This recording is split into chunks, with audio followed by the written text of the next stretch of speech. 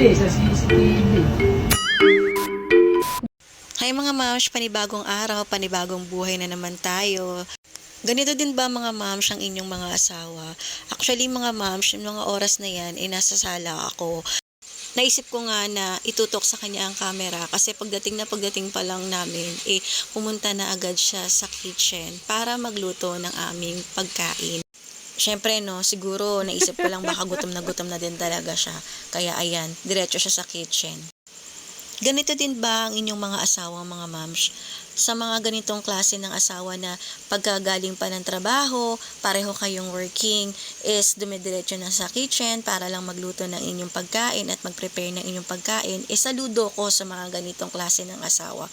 Siyempre naman mga moms, no, pareho kayong pagod, at syempre, sa buong araw ng 8 hours nyo sa duty nyo, syempre, may mga mabibigat tayo na gagawang trabaho, pero sa kabila ng lahat, pagdating pa rin natin sa bahay, hands-on pa din tayo sa mga ganitong bagay. Kaya kung ganito ang inyong mga asawa, mga moms, napaka swerte ninyo sa inyong mga husband. Syempre, mapapasana all na lang po talaga tayo. Kita naman mga moms, at sa video pa lang, may kita nyo, hindi pa siya nagpapalit ng kanyang uniforme. Nagluluto na talaga siya.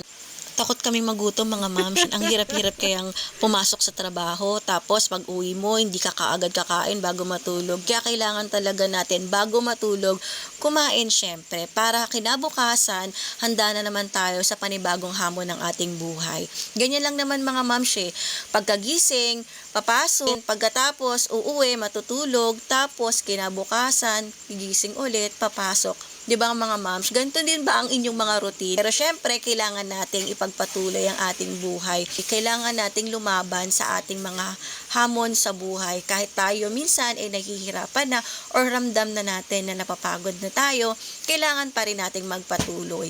Lagi lang nating tatandaan mga moms na andyan palagi si God sa atin at hindi niya tayo papabayaan sa ating mga nararanasang kahirapan sa buhay. Sabi nga nila, ang kasabihan nga na God's will always provide. So ako naniniwala ako sa salitang yon kasi ako mismo naranasan ko yung mga ganon. Yung tipong walang-wala ka na at magugulat ka na lang, nabibigyan ka ni God ng isang himala na magkakaroon ka sa panibagong araw ng bukas mo. Ganon lang mga moms, huwag tayong sumuko at lagi lang nating isipin na ang buhay ay patuloy lang sa kabila ng mga nahihirapan tayo. So hanggang dito na lang muna tayo mga moms.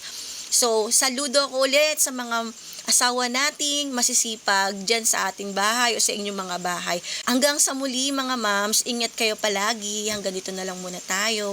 Paalam, follow me for more.